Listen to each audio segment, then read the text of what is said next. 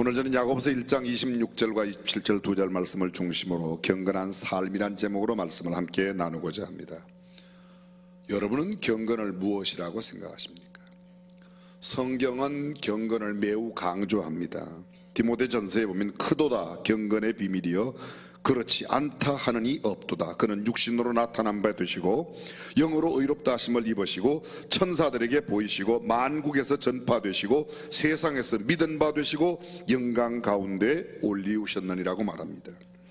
디모데전서 4장 8절은 육체의 연습은 약간의 유익이 있으나 경건은 범사에 유익하니 금생과 내생의 약속이 있느니라. 우리가 살아가는 이 땅의 삶뿐만 아니라 내세에도 유익한 것이 바로 경건이라고 말합니다. 디모데후서 3장 5절은 말합니다. 말세의 특징 가운데 하나가 경건의 모양은 있으나 경건의 능력은 부인하는 자들이니 이 같은 자들에게서 내가 돌아서라. 겉모양은 경건한 모습을 갖고 있는데 실속은 경건하지 못한 사람들이 많이 있다고, 말세의 특별한 징조가 그렇다고 말합니다. 성경은 또 말합니다. 무릇 그리스도 예수 안에서 경건하게 살고자 하는 자는 핍박을 받으리라. 이렇게 생각하시면 됩니다. 나는 지금 핍박을 받고 있다. 경건하게 사는 겁니다. 나는 핍박을 전혀 안 받고 있다. 타협하고 사는 것인지도 모릅니다. 오늘 본문 다시 보실까요? 누구든지 스스로 경건하다 생각하며 자기 혀를 제갈먹이지 아니하고 자기 마음을 속이면 이 사람의 경건은 헛것이라. 하나님 아버지 앞에서 정결하고 더러움이 없는 경건은 곧 고아와 과부를 그 환난 중에 돌아보고 또 자기를 지켜 새 속에 물들지 아니하는 이것이니라. 성경은 이렇게 말합니다. 정결하고 더러움이 없는 경건과 반대로 불결하고 깨끗하지 못한 경건이 있다는 것을 이야기합니다. 혀를 제갈먹이지 아니하고 자기 마음을 속이는 사람의 경건은 헛것이라고 말합니다. 반대로 혀를 제갈먹이고 자기 마음을 정직하게 하는 이 경건이야말로 성경적 경건이라고 말합니다.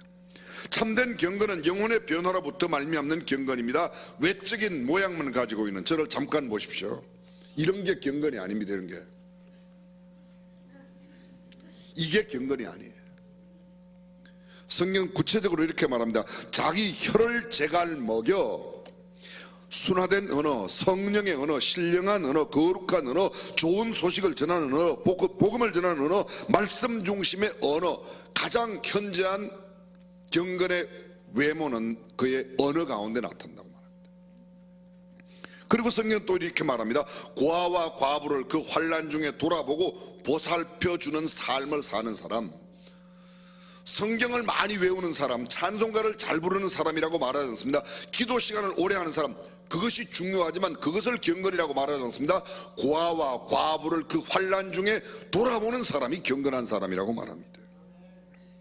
성경은 또 말합니다. 자신을 지켜 새 속에 물들지 않는 성별된 삶을 살아가는 사람, 이렇게 표현할 수 있을 겁니다. 고아와 과부를 환난 중에 돌아보는 것을 사랑이라고 말한다면 자신을 지켜 새 속에 물들지 않은 것은 순결함을 의미합니다. 사랑과 순결함을 동시에 내 내적으로 내 자신에게는 순결하고 외적으로는 하나님을 사랑하는 마음으로 주변에 있는 어려운 도움이 필요한 사람들을 도와주는 것이 경건이라고 말합니다.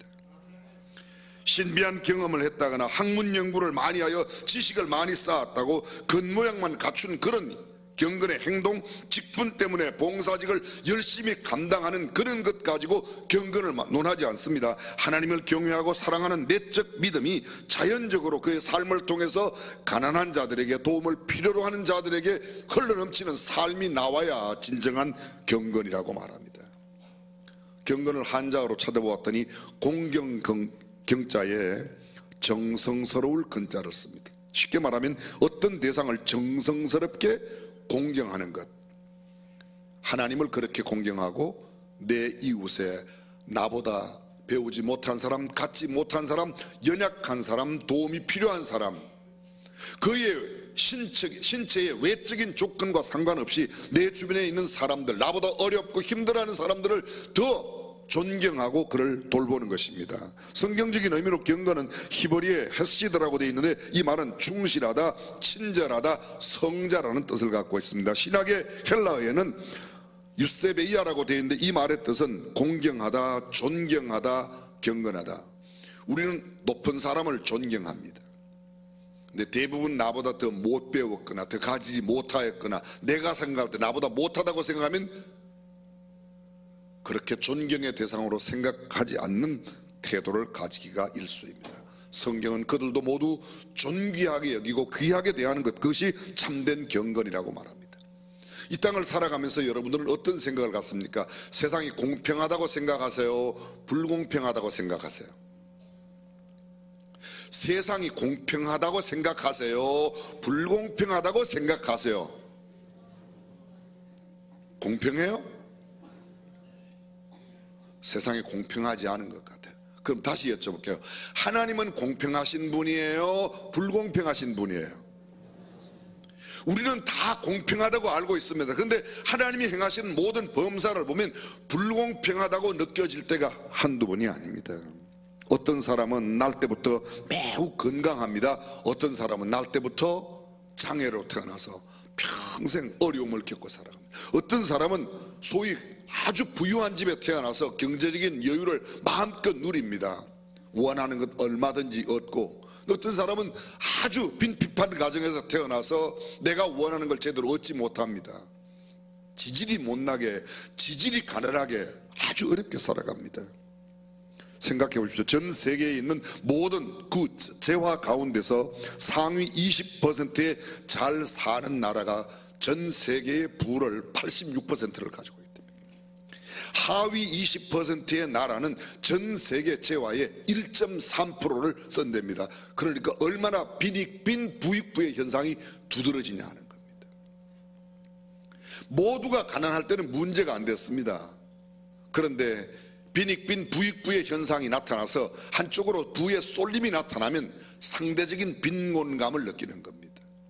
어쩌면 내가 빈곤해서보다는 배가 아파서 더 빈곤하게 느끼는 겁니다. 전 세계 70억 인구 가운데 12억 명 정도가 하루에 1달러 이하의 돈으로 살아간답니다. 약간 놀라는 신용을 해주셔야지 돼요. 그 다음 28억 명이 하루에 2달러 미만으로 산답니다. 다 도합합하면 전 세계 70억 가운데 40억이 하루에 그저 2,200원 이하의 돈으로 먹고 지낸다는 겁니다. 얼마나 어렵게 살아가는지 모릅니다. 지나간 5년 동안에 굶주림으로 죽은 사람이 지나간 150년 동안 전쟁의 싸움, 전쟁으로 죽은 사람보다 훨씬 더 많답니다. 5년 동안 굶어 죽은 사람이 150년 동안 전쟁에 죽은 사람보다 더 많다는 겁니다. 얼마나 많은 사람들이 가난 가운데 그렇게 처절하게 죽어가냐 하는 것입니다. 그래도 공평합니까? 불공평하지 않습니까? 불공평하다는 생각이 드는 겁니다. 하나님이 공평하신데 왜 이런 불공평한 세상을 그대로 용인하여 두시는가? 왜 이렇게 하나님은 이런 공평하게 만들지 않으시는가? 무척 궁금합니다. 저는 나름대로 이렇게 해석했습니다. 그것은 바로 가진 우리들에게 주시는 기회요 축복이라는 사실입니다. 좀 이해가 안 되죠? 가난한 사람을 내 옆에 두신 것은 하나님이 그들도 부욕해 하실 수 있는데 그들을 가난케 두신 것은 내가 그들에게 나누어 줌으로 나는 선한 사람이 되고 하나님의 복을 누리게 되고 그분은 낮과 달게 새롭게 삶을 희망을 갖고 일어설 수 있도록 한다는 겁니다. 정치하면 모든 것이 평등하고 평평하면 썩게 돼 있습니다. 물은 높은 데서 낮은 곳으로 흘러 움직여야 생명력을 갖게 됩니다. 가만히 머물러 있으면 썩게 되어 있습니다. 그렇습니다. 태풍이 얼마나 위험한지 모릅니다. 많은 위험을 갖고 옵니다. 그런데 태풍이 주는 어려움과 손해에 비해서 태풍이 주는 유익은 손해와 좋게 비교할 수 없는 어마어마한 유익을 우리에게 가져줍니다. 태풍이 불어서 바다를 완전히 뒤집어야 바다의 생명체가 사는 겁니다. 녹조가 아무리 심해도 태풍 한번 지나가면 싹 없어집니다. 지금 미세먼지 때문에 난리가 때려도 저기 남쪽 제주도 저 남쪽에 오키나와 정도에만 태풍이 한번 지나가도 한반도의 공기가 얼마나 맑아지는지 모릅니다. 선풍기 몇 대나 털면 대한민국의 미세먼지를 나란히 보내겠습니까? 태풍 한 방에 끝나는 겁니다. 생각해 보십시오. 태풍이 불어와야 고온 다스 받은 그 구름을 몰고 와서 비를 내리게 하고, 비가 내려와야 생명이 새롭게 돋아나는 겁니다. 만약 태풍이 없고 모두가 다 잔잔하게 공기가 움직이지 않는다면, 흐르지 않는다면, 물이 흐르지 않는다면 생명은 모두 다 없어지는 겁니다. 부패하고 썩어져 버리고 마는 겁니다. 그렇습니다. 우리가 많이 배우는 것도 가지는 것도 내려보내야 됩니다. 소위 가진 사람들이 가지지 못한 사람들에게 나누어 흘려보내지 아니하면 내 가진 것이 썩게 되어 있습니다. 우리는 사해와 갈릴리의 이야기를 수없이 많이 들었습니다. 미국의 컬럼비아 대학교에 제프리 삭스라고 하는 유명한 교수가 있습니다. 이분 하버드 대학 출신입니다. 하버드에서 석박사까지 다 했습니다. 1983년 29살의 나이에 하버드 대학교 최연소 정교수가 되었습니다. 학자의 길로 들어서서 가난한 자들을 연구해서 굉장한 그 결과를 나타내고 현실적으로 아주 사회 속에서 굉장히 영향을 끼쳤습니다. 남미 볼리비아가 경제가 아주 어려워졌습니다. 불과 아주 짧은 기간에 물가가 3000%나 인플레이션이 됐습니다. 꼭 한 3200% 돼야지 놀라시는 거예요. 3000%면 30배가 뛰었다는 겁니다. 물가가 100원 하던 게 3000원이 됐어요. 오늘 여러분들이 집에서 교회 오실 때 무슨 이야기를 들어도 절대로 놀라지 않으리라 결심하고 오셨어요? 근데 제프리 삭스가 거기 갔습니다. 볼리비아에 정부 당국자들을 만나고 경제 담당자들을 만나서 새로운 정책을 했습니다. 짧은 시간 6개월도 안 됐는데 3000%의 인플레이션이 15%로 줄었습니다. 제가 다 놀랐어요. 안 놀래도 괜찮아요. 이제. 그의 부인은 소아과 의사입니다. 근데 기자들이 찾아가서 그 부인에게 물었습니다. 당신 남편 제프리 삭스에 대해서 어떻게 생각하시냐고 물었더니 인터뷰 가운데 그는 이렇게 생각했습니다. 이렇게 대답했습니다. 저는 의사로서 1년에 몇 명 정도를 치료하는데 내 남편은 1년에 수천만 명씩 가난에서부터 벗어나게 하는 큰 일을 하고 있다고. 그가 배운 것으로 하버드 대학교를 나온 그 학문만 자랑하는 게 아니라 그 배운 것으로 남들에게 유익을 끼치는 사람, 도움이 필요한 자들에게 도움을 주는 사람, 내가 물질을 많이 가짐으로, 많이 배웠으므로, 많이 누림으로 다른 사람들에게 나누어 주지 않는다는 것은 그 책임을 회피하는 겁니다. 현재 20년 이상 세계 1위의 부동의 부자 1위의 자리를 부동으로 지키고 있습니다. 마이크로소프트의 빌 게이츠입니다. 근데 그가 2000년도에 본인과 본인 아내 빌 앤 멜린다 게이츠 재단을 세웠습니다. 그리고 그의 전 재산 290억 불을 도네이션 했습니다. 기부를 했습니다. 그래서 기부 재단을 세웠습니다. 6년 뒤에 당시 세계 2위의 부자였던 워런 버핏, 투자의 귀재, 그분이 그보다 훨씬 더 많은 돈 370억 불을 가지고 300억 불을 빌 앤 멜린다 게이츠 재단에 내고 70억 불을 자기 이름으로 된 버핏 재단에 냈습니다. 좀 신기하지 않습니까? 물어봤습니다. 왜 당신은 당신 이름으로 되어 있는 버핏 재단도 있는데 그곳에 내지 않고 그 370억 불 가운데서 300억 불을 빌 앤 멜린다 게이츠 재단에 냈냐고 물었더니 그가 이렇게 말합니다. 나도 버는 데는 일가견이 있지만 쓰는 데는 훨씬 더 빌 앤 멜린다 게이츠가 훨씬 더 잘 쓴다는 겁니다. 그래서 거기 줬다는 거예요. 얼마나 멋져요. 우리는 조금만 있어도 내 이름으로 뭐 만들려고 난리예요. 가진 자가 나누는 것, 이것이 바로 성경적인 원리입니다. 우리나라에도 많이 가지고 베풀어 주었던 사람들이 있습니다. 여러분 많이 들어보셨습니다. 경주의 최부자. 우리 옛말에 부자 3대가 못 간다고 그러죠. 근데 경주의 최부자는 몇 년요? 300년 동안. 못 들어봤어요? 오직 성경 외에는 다른 이야기를 못 들어보셨나요? 300년 동안. 근데 그 집의 가훈 가운데 이런 가훈이 있답니다. 1년에 아무리 많은 농산물이 들어와도 만석 이상 집에 두지 말아라. 그리고 또 한 가지가 있습니다. 주변 백리 안에는 결코 굶어 죽는 사람을 만들어서는 안 된다. 제가 여기서 배운 겁니다. 수원중앙침례교회가 수원에 있는 한 수원시의 인근, 수원시 인근에 있는 굶어 죽는 사람은 없어야 된다는 겁니다.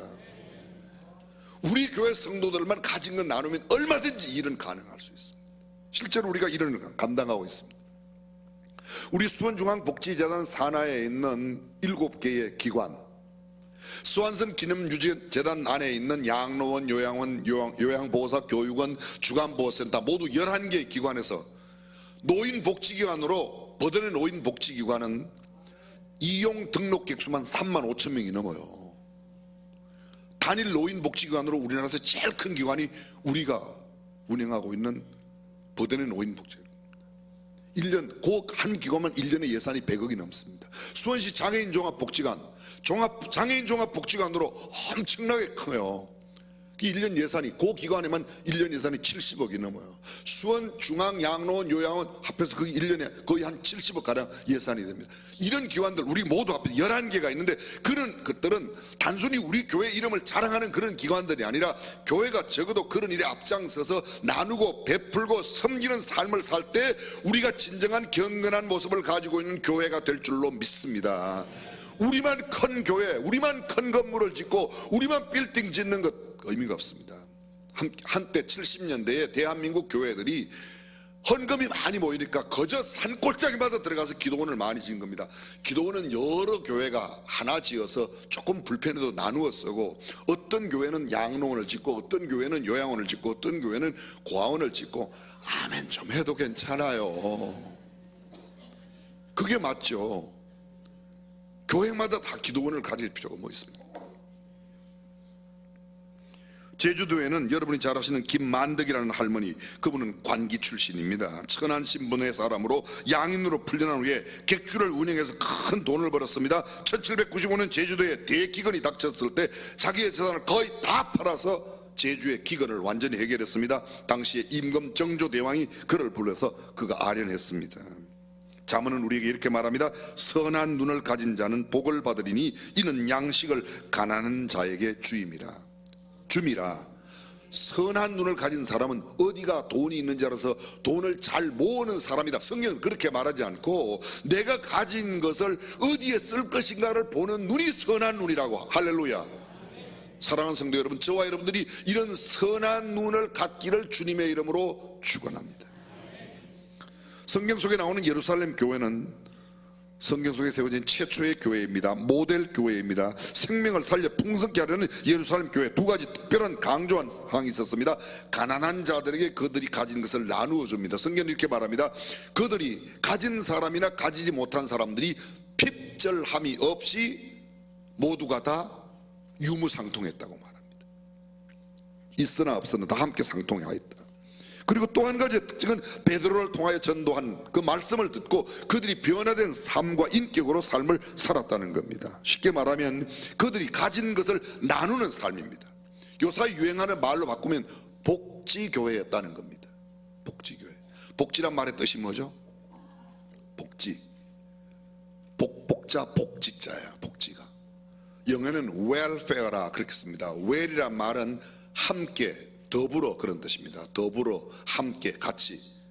그 더불어당이 거기서 어떻게 당장 더불어 산다는 거예요. fair는 문자 그대로 비용, 요금입니다. 비용을 함께 내는 거예요. 어려운 사람이 돈을 못 내면 내가 내주는 겁니다. 그게 웰페어예요. 그래서 복지라는 말은 더불어 함께 산다, 같이 산다는 겁니다. 장애인 복지, 장애인과 비장애인이 함께 사는 겁니다. 아동 복지, 아동과 어른들이 함께 사는 겁니다. 여성 복지, 여성과 남성 모든 사람들이 함께 사는 겁니다. 교육 복지, 모든 사람들이 골고루 교육의 혜택을 받을 수 있도록 내가 가진 사람이 가지지 못한 사람도 함께 배울 수 있는 기회를 제공해 주는 겁니다. 의료복지, 돈이 없어도 치료를 못 받아서 죽는 일은 없다는 겁니다. 전 세계에서 의료보험이 가장 잘 되어 있는 나라가 어느 나라게요? 우리나라입니다. 여러분. 전 세계 100개 이상의 나라에서 대한민국 의료보험 배우겠다고 오는 거예요. 여러분, 미국의 의료보험 된 돈이 한국의 의료보험 안 된 돈보다도 치료비가 비싸요. 이해가 되세요? 그러니까 한국은 얼마나 싼지 몰라요. 여러분 가족들이나 친척들 가는데 아는 분이 미국에 사는 분들은 가끔 여기 뭐 치아하러 오고 건강진단 받으러 와요, 안 와요? 성경에 안 나와서 또 몰라요? 그게 영세민 복지, 차상위 복지, 환자 복지, 영유아 복지, 청소년 복지, 외국인 근로자들 복지, 근로자 복지, 다문화 가정의 복지, 모자 가정, 부자 가정. 엄마는 계신데 아빠하고 애들, 엄마는 계신데 아빠가 안 계셔서 아이들과 모자 가정. 또 반대로 이런 모자 가정이나 부자 가정 함께 다 더불어 산다는 겁니다. 우리 개혁 성경은, 우리가 가지고 있는 지금 개혁 성경, 개혁 개정판이나 한글 성경, 쉬운 성경, 풀어서 성경, 한글로 나온 성경 가운데는 복지라는 단어가 들어있는 성경책이 한 권도 없습니다. 그런데 헬라어, 히브리어 원어에 가장 가깝게 번역했다고 말한 NASB, New American Standard Version에 보면 웰페어라는 단어가 14번이나 나옵니다. 우리말로 제가 거기 영어 성경에 나온 단어들을 찾아보았어요. 그랬더니 이렇게 나왔습니다. 잘 있는지 여부, 잘 있는지 여부라는 말이 웰페어예요. 그에게 무난한다, 안부를 준다, 무난하고 안부를 여쭈어서 그가 어려움을 당하고 있다 도와준다는 겁니다. 그게 웰페어로 나와 있습니다. 영어 성경은 모두 그렇게 되어 있습니다. 무려 이런 구절들이 계속해서 반복되고 있는 겁니다. 너 부모님이 잘 계시냐, 잘 계시냐고 묻는 그 잘 계신다는 게 잘 계시지 않으면 내가 도와준다는 겁니다.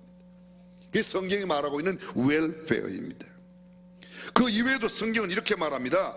천국이 어떤 곳인가? 주님과 함께 모든 구원받은 자들이 더불어 사는 곳이죠. 자, 보십시오. 장애인 복지. 그럼 장애인과 함께 더불어 살아요. 언제까지? 언제까지? 그 장애인이 돌아가시거나 아니면 내가 죽을 때까지 함께합니다. 그게 세상에 말하는 복지입니다. 그런데 성경은 그런 복지를 말하지 않습니다. 그 장애인이 예수님을 영접하면 장애인으로 살아가는 육체적인 기간뿐만 아니라 영원히 하나님 나라에 함께 사는 줄로 믿으시면 아멘. 그걸 저는 이렇게 말합니다. 영적 복지라고 그래요. 아직 세상에는 그런 말이 없습니다. 그냥 명진학파에서만 혼자 아직 학계에 인정받지도 못했지만 그렇게 주창합니다. 이것이야말로 진짜 복지다. 그래서 이 땅에 살아가는 모든 복지를 다 합해도 한 사람이 예수 그리스도를 영접함으로 영원한 생명을 얻어 천국에 영원히 사는 것이 수많은 사람들이 누리고 있는 이 땅의 복지보다 훨씬 더 중요한 복지라고 믿습니다. 그래서 우리가 하고 있는 모든 복지기관에 저는 어떻게 해서든지 그분들이 예수님을 구주와 주님으로 영접하고 이 땅에서 비록 장애인으로, 이 땅에서 비록 가난하게, 이 땅에서는 도움 없이 살기 힘들지만 천국에 가게 되면 부유한 사람도 가난한 사람도 없이 모두가 다 주님과 함께 영원히 살게 될 줄로 믿습니다. 그것이 진정한 복지가 아니겠냐. 그래서 가장 큰 복지는 당장 먹을 것, 입을 것도 주는 것도 중요하지만 그가 예수 믿어 구원받아 하나님의 나라에서 영원히 사는 것. 성경은 이렇게 말합니다. 주님과 함께 모든 구원받은 자들이 더불어 사는 곳, 그것이 천국이라고 말합니다. 요한계시록 20장 4절입니다. 또 내가 보좌들을 보니 거기 앉은 자들이 있어 심판하는 권세를 받았더라. 또 내가 보니 예수의 증거와 하나님의 말씀을 인하여 목배임을 받은 자의 영혼들과 또 짐승과 그의 우상에게 경배하지도 아니하고 이마와 손에 그의 표를 받지도 아니한 자들이 살아서 그리스도로 더불어 천년 동안 왕노릇하리라. 주님과 더불어 살아가는 영원한 영적 복지를 소망하고 살아가는 저와 여러분, 정말 복받은 사람인 줄로 믿습니다. 이 땅에 사는 동안 그리스도인들의 삶의 가장 두드러진 특징이 무엇인가? 더불어 사는 거예요. 예수 믿는다고 말하면서 나만 챙기고 내 것만, 나만 주장하면 올바로 예수 믿는 사람이 아니고, 오늘 성경은 뭐라고 말합니까? 하나님께서 생각하고 있는 올바른 경건, 진정한 경건, 참된 경건은 고아와 과부를 그 환난 중에 돌보아주는 것이라고 말합니다. 성경을 많이 외면 너희는 경건한 자니라 없습니다. 기도를 오래 하면 너희가 경건한 자니라. 제가 기도를 짧게 하라 길게 그런 말씀드리는 게 아니고, 하나님 앞에 하나님이 말씀하고 있는 것은 어려움, 도움이 필요한 사람들을 도와주는 것이 진정한 경건이라고 말하고 있습니다. 볼지어다 내가 문 밖에 서서 두드리노니 누구든지 내 음성을 듣고 문을 열면 내가 그에게로 들어가 그로 더불어 먹고 그는 나로 더불어. 구원이 뭐예요? 주님과 더불어 먹고 마시는 것이 구원이라고. 얼마나 실제적입니까? 막연한 것이 아니라는 것입니다.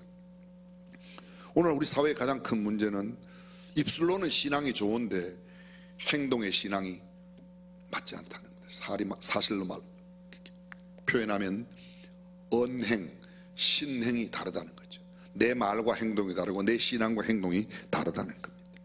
말 따로 행동 따로입니다. 그러나 초대교회 성경의 사람들은 그렇지 않았습니다. 그들이 말하는 것을 그대로 살아냈습니다. 그리고 가진 사람이 그 땅의 판값을 사도들의 발 앞에 갖다 두고 사도들이 필요한 사람들에게 나누어 줬던 겁니다. 지난주 말씀 기억나십니까? 유대인들이 가장 강조하고 있는 세 가지가 뭐라고요? 첫 번째 구제, 두 번째 기도, 세 번째 금식. 구제가 나누어 주는 거야. 기도 하나님 앞에 아뢰는 것입니다. 그 다음에 금식은 뭐야? 경건한 히브리인들은 일주일에 2번 금식했어요. 근데 그 2번 금식하면 금식을 하고 난 뒤에 그냥 금식한 그대로 끝나는 것이 아니라 내가 금식하여 아낀 음식을 가난한 자들에게 갖다 주어야 금식이 끝나는 거예요. 우리는 보통 안 먹으면 금식했다고 생각해요. 내가 금식하여 먹지 않은 것을 3일 동안 금식했다 그러면 3일 동안 금식하여 먹지 않은 것을 더 필요한 사람들에게 갖다 주어야 내 금식이 끝난 겁니다. 우리는 안 먹은 것만으로 금식했다고 생각해요. 그래요 안 그래요? 여러분들은 금식하고 나면 꼭 갖다 줘요 옆 사람에게? 그런데 보세요, 우리는 그렇게 생각해 왔다는 겁니다. 왜 이런 금식을 강조했습니까? 두 가지 이유입니다. 왜 이런 금식과 기도를 강조했는가? 예수 그리스도의 순환에 온전히 동침하는 그런 모습을 삶으로 살아내기 위해서, 그리고 실제로 금식하여 모은 것을 어려운 이웃들에게, 필요한 사람들에게, 도움을 요청하는 사람들에게 갖다 주었다는 겁니다. 이것이 성경이 말하고 있는 진정한 경건이라는 겁니다. 그러나 우리는 그렇게 생각하지 않았습니다. 교회 신자들에게 끊임없이 강조했던 역사 속에 하나님의 사람들, 또 기독교 역사 가운데 나와 있는 여러 가지 이야기들이 있습니다. 폴리카브는 이렇게 말합니다. 과부는 하나님의 제단입니다. 하나님의 제단이 예배당 안에 있는 것이 아니라 내 옆에 살고 있는 어려운 과부에게 드리는 게 그 하나님의 제단에 드리는 거다, 그런 말입니다. 자선은 천상의 행복에 참여하기 위한 쌈짓돈과 같다고 터툴리안이라는 신학자가 말했습니다. 암브로시우스는 말합니다. 기도와 눈물과 금식은 모든 재산을 팔아서 만든 돈보다 훨씬 더 소중한 재산이라고. 뭐예요? 기도와 눈물, 단식하여 절약한 금액으로 나눈 사람들에게, 배고픈 사람들에게 나누어 주는 것이라말로 참된 그리스도인의 경건한 삶이라고 말합니다. 베드로, 그리스도로 구슬하는 사람은, 가난한 이를 위한 금식을 하지 않는 사람은 하나님을 속이는 자라고 이야기했습니다. 어떤 사람 금식하라고 그러면 그래, 나는 굶고는 절대로 못 살아. 그 하나님을 속이는 자라고 옛 경건한 신앙인들은 그렇게 말했습니다. 교부들이 가르치는 내용에 따르면 금식은 기도를 더 높이고 기도에 날개를 달아 하늘로 올라가게 하는 것이라고 그렇게 말했습니다. 터툴리안 공동체의 가난한 신자들이 죽었을 때 공동체 재원으로 그들을 묻어 주었다고 합니다. 유세비우스도 증언합니다. 대부분의 우리 형제들은 헌신적인 이웃사랑으로 자신들의 몸을 사리지 않고 서로 도와주었다고 말합니다. 기독교의 역사와 이 경건한 삶, 구제의 사연, 지난주에도 구제를 말씀드렸지만 이것은 끊임없이 계속되었습니다. 오늘 교회가 이 일을 감당해야 참다운, 교회가 기도 적게 한다고 예수 안 믿는 사람이 절대 비난하지 않습니다. 우리가 찬송 못 부른다고 예수 안 믿는 사람들이 우리 비난하지 않습니다. 근데 우리가 나누어 주지 않고 우리만 움켜잡고 있는 것을 아직도 교회 밖의 사람들은 우리를 비난의 대상으로.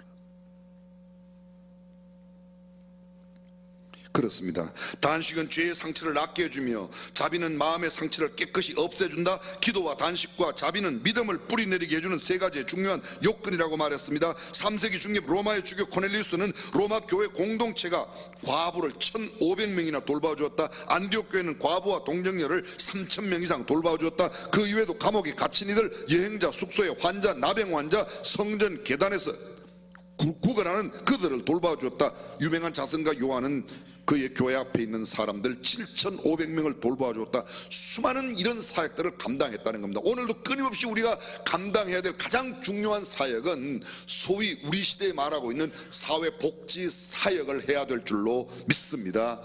해도 좋고 안 해도 좋은 게 아닙니다. 그리스도인들의 실천했던 이런 모든 베푸는 삶을 영어로 hospitality라고 말합니다.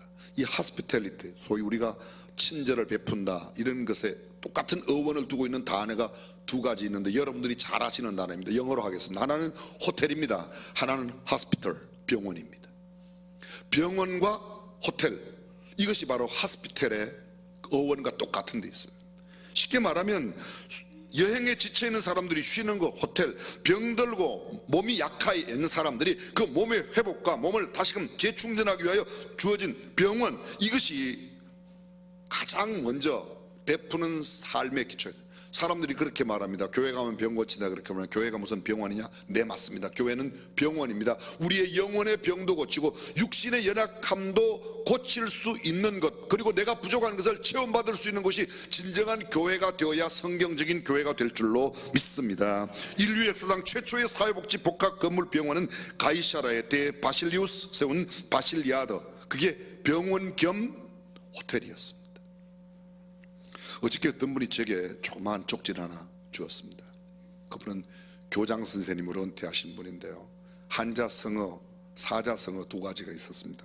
하나는 화인악적, 재앙화자, 인할인자, 악할악자, 쌓을적자. 다시 말하면 재앙은 악을 쌓음으로 오는 것이요, 복연선경, 복은 복복자, 인연연자, 착할선자, 경사경자, 행복은 선행을 쌓음으로 얻는 것이다.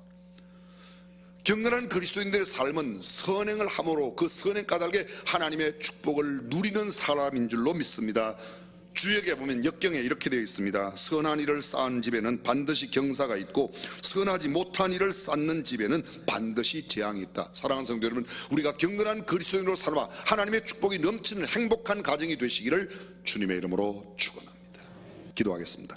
전능하신 우리 하나님, 주님께서 인정하시는 아름다운 경건, 참된 경건이 무엇인지 오늘 말씀을 들었습니다.